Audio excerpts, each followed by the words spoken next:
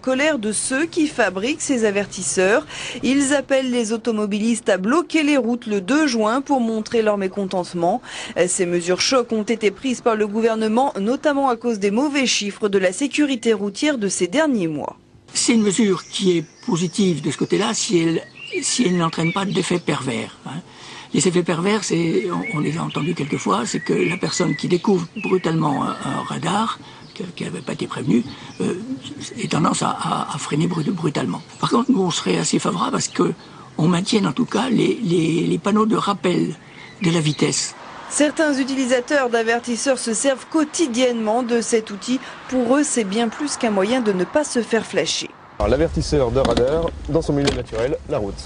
Aujourd'hui, pour se déplacer, il n'y a plus trop le choix. Pour conserver ses points et continuer de pouvoir être un minimum libre et surtout dans sa tête. Donc moi, l'avertisseur, c'est tous les jours dans la voiture. Le Nantais Adrien Hervouet est ce qu'on appelle un bon rouleur. Beaucoup de déplacements professionnels, beaucoup de kilomètres aussi pour rejoindre les circuits sur lesquels il évolue comme pilote de course.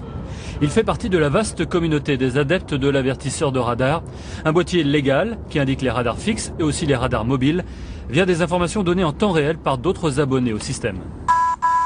Radar fixe à 600 mètres.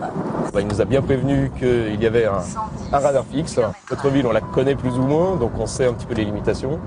Et le gros problème, ça va être quand on va aller dans des villes que l'on ne connaît pas, où des fois on est complètement perdu. Je pense par exemple au périphérique parisien, où là, cet appareil-là sera très utile, et ce, à tout le monde. L'avertisseur, magasin spécialisé aux grandes enseignes, tout le monde l'a en vitrine. 200 € plus 12 € d'abonnement par mois en version payante. On pense toujours que c'est le commercial, dynamique ou autre, mais pas du tout. C'est le retraité qui roule en camping-car, qui ne sait plus du tout à quelle vitesse rouler, vu la jungle maintenant de limitation. C'est le père de famille qui part au boulot le matin, le commercial, les gens qui roulent. Ça s'adresse à tout le monde.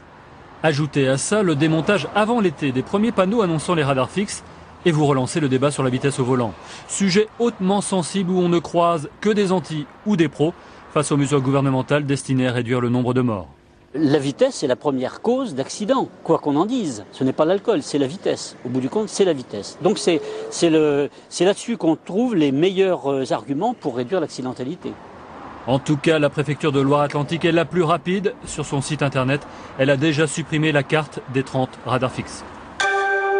Y aura-t-il une jurisprudence de la yourte? La question peut faire sourire, mais la décision de la Cour d'appel de Toulouse de